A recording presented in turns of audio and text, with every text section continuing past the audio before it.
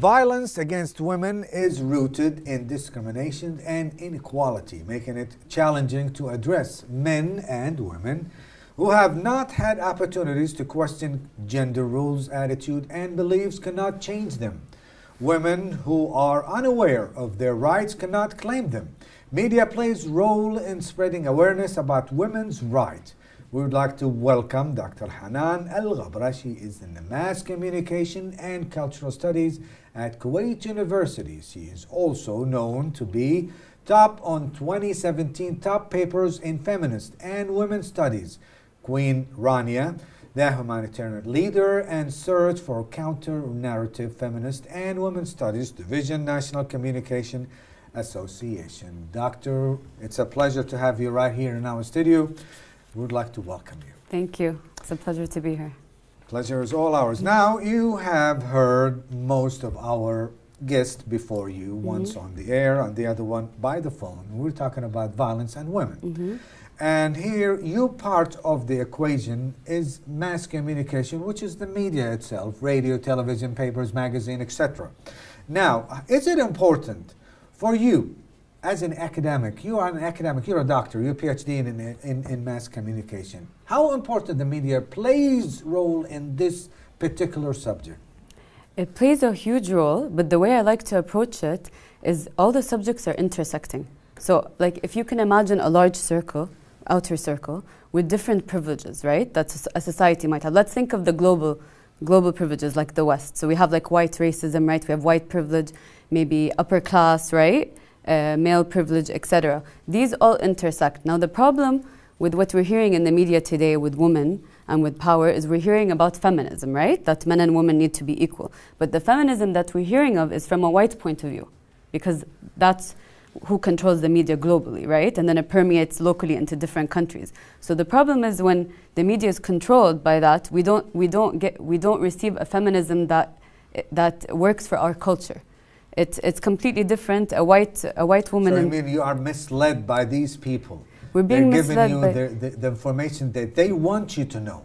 Yes, it's because it's from their positionality. It does not apply to our culture. So a Kuwaiti woman from a middle class, or let's say a Bedouin woman from a poor family, is going to have a completely different experience than a white woman in the U.S. And so these intersections, ability, right, racism, gender, sexuality, these intersections is what defines what we call intersectional feminism, which is a feminism that's not prevalent in the media because it's all controlled by the West, right? That's correct. Yeah. So it's kind of a little bit, they kind of clouded the issue. Yes, yes. They're clouding the issue. Yes, and so I think it's a problem when we have gender equality issues, right? Every country has issues. Every single country around the world. But when we take our dirty laundry, let's say, and we put it up for everyone to see, the West takes it over and they use it to come into our region economically, politically, and so on. And so we need to tackle our own problems on our own in our own countries. But when we have Western organizations coming to save us, right, then it's a problem. We have to save our own problems from within. Exactly. Not interference from somebody else. Probably they have doing a good job on it. But now, you recently were honored by the National Communication Association Conference in the United States for a research in feminist studies. What is that? So I had an amazing advisor during my PhD process, Bernadette Calafel, and she exposed me to this feminism that I've been telling you about, which is completely against the feminism that we hear about. And so I published a lot throughout my PhD program. And so most of the feminist papers, I think there was a total of 4. I actually got the top paper in the conference. It was the top research in the conference. And they tackle issues around, for example, Muslim women that perform this white feminism, that go into the media and speak about how our women are oppressed, that we're not educated, which is very problematic because we have educated women and we have women that are not oppressed. We have oppression, and oppression is different from country to country. But when we go out in the Western media and we say that we're all oppressed, it becomes a very big problem. Once again, somebody's misleading the public over there in the West. They're giving them the wrong information. When you look at that percentage, or probably the numbers, they are way down, about maybe 30, 40 years ago. Everybody almost equal. We're not going to say, well, nobody's perfect, But as you mentioned, and we gladly that you said that every society has its own problem. Yeah, and what I do with my students is I look at the global system, right? Where we have the privileges on the outside, and then we have all the oppressed communities in the inside, and then I have them do a Kuwaiti one, right? Because it's completely different. It's completely different. You come into Kuwait, there's different intersections, right? You have the Sunni Shia issue. You have different. You have everything. You have Hadar, Bedu. It's completely different. They have the same thing everywhere, even in Europe and United States. This is the common of life. Now I have a question here. I don't know if it's maybe you put it, maybe not. What is feminism? So feminism is. Isn't it all about a woman or what? Well, no, the feminism. It's like what I told you. The feminism we've been hearing about. It's not that it's wrong, but it only applies to white women. It's the notion that women and men should be equal. But when I'm talking about the intersection of feminism, which is what I teach, which I'm invested in, I'm talking about the intersections of your gender, your race, your culture, your religion. It really depends on every single person. So you're talking about feminism when you talk about this? Yes. The experiences of women are rooted in your gender, in your race, ability, sexism, etc., right? Does it apply only in the Middle East, or maybe it does not apply at all when you're talking about these things? No, I'm saying it can, so if you actually look at intersectionality in general, like the actual theory, it can apply to everyone. So you would have some privileges that I don't have, and vice versa, right? So a woman, like for example, having a PhD for me, that's a privilege, right? So and it's so hard for people that are in their privileged positionalities to actually be aware of their privileges, because it's so easy to say you're oppressed, right? Correct. Oh, I'm oppressed, I'm this, oh, I'm oppressed. But when you actually focus on reflecting on your privileges, that actually opens up a space for you to see how you're actually harming others just because the society and the media has cultured you to think that way. Okay, for the record, I would love to note that Mrs. Al-Ghabra, she is the daughter of the well-known Dr. Shafiq Al-Ghabra. And he is a well-known person, not only in Kuwait, probably in all the world, because he used to be in the United States, the head of the office of the foreign communication, which belongs to the Ministry of Information. Exactly. Honestly, it's a pleasure to have you here. And you have won more than a award. Not one, more than one. Let's talk about them. Yeah, I've won 5. So I've been featured on 5 top. I'm struggling to win only one. You have 5. La ilaha illallah. Yeah. Okay. 4 of them have to do with feminism. The other one has to do actually with Palestinian depictions in horror film. What's that? Palestinian depictions in horror film. So how, I did an analysis of World War Z, how Palestinians are portrayed as zombies. And so, yeah, so 4 of them do with feminism. The other one has to do with horror film. Why didn't you bring something exactly what you're talking about?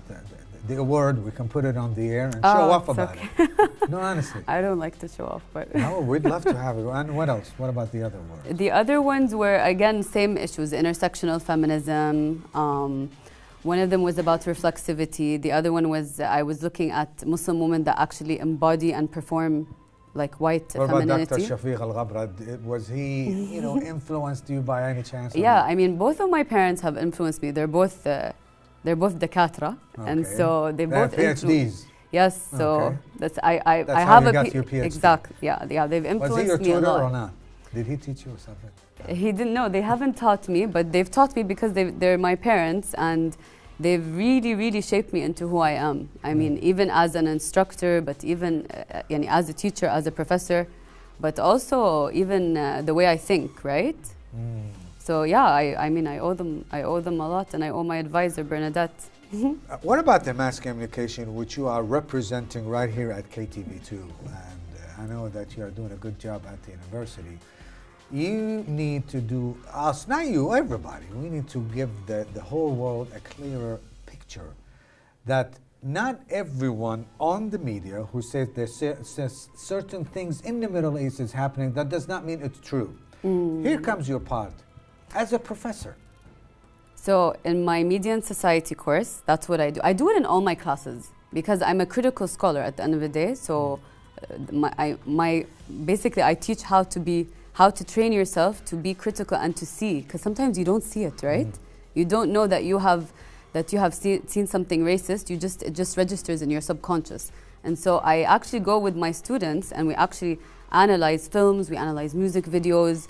We'll do a few weeks on white racism. We'll do a few weeks on, you know, what are the theories on white racism. We might do a few weeks on feminism. We might do class, ability, etc. So just actually showing them what are the tools to be critical. I mean, now it's the end of the semester and my students are telling me they're walking around and they're analyzing everything. I'm not trying to focus on your daddy. I would love to. No. He went all over the world to explain that the invasion of Kuwait was a mistake and etc. And we have POWs and stuff like that. So he made a huge part of everything that the Kuwait has. What about yourself? Why don't you go all over? I'm not telling you to do that, but to enhance probably the picture, probably to improve the picture about the Middle East. Well, I mean, that's what I do with the conferences, with the ones where I've won a couple of awards. What I do there is I present on this stuff. And I present these depictions that are very wrong, which goes back to the concept of Orientalism, you know, which is studying the other. It came from the West, where they wanted to come and study us, and that's where all the wrong depictions. You said the West, you graduated from? PhD, University of Denver. Denver, yeah. Colorado? Yes, Colorado. There was a lot of snow over there, wasn't it? Yes, a lot. Yes. Well, unfortunately, I have one final question for you. Okay. What exactly that you have in the horizon that you would love to do to improve our picture in the West? Well, I'm coming out with a book in the summer, in 2018. Wonderful. And it's about white racism, and it's about how the depictions of Muslim women in the media and how Muslim women embody this white racism. And so I think that book, when it goes into the US classroom, so my colleagues are going to have them in their classroom, I think that book I hope will help. Help in showing the depictions of Middle Easterners and Muslim women that are permeating the media. So if you, for example, when we go into war, right? Iraq, Afghanistan, when the US goes in, they always use Muslim women's pictures, either a woman with her nose cut off or her ear cut off. So how do we counteract these negative stereotypes? Lots of luck to you, honestly. It's a pleasure to have you here in our studio. And Thank you for having me. Big regards to your dad, honestly. Inshallah. Thank you. We would like to thank Dr. Haneen Al-Ghabra, Communication. She has a PhD in Mass Communication and Cultural Studies in Kuwait University. Well, that's all the time that we have for you this evening. We hope that you have enjoyed every moment of it. We promise you that we have more for you next week at the same time, 8:15, right here on KTV2, Wednesday night. Until then, take care of yourself and each other, and bye-bye.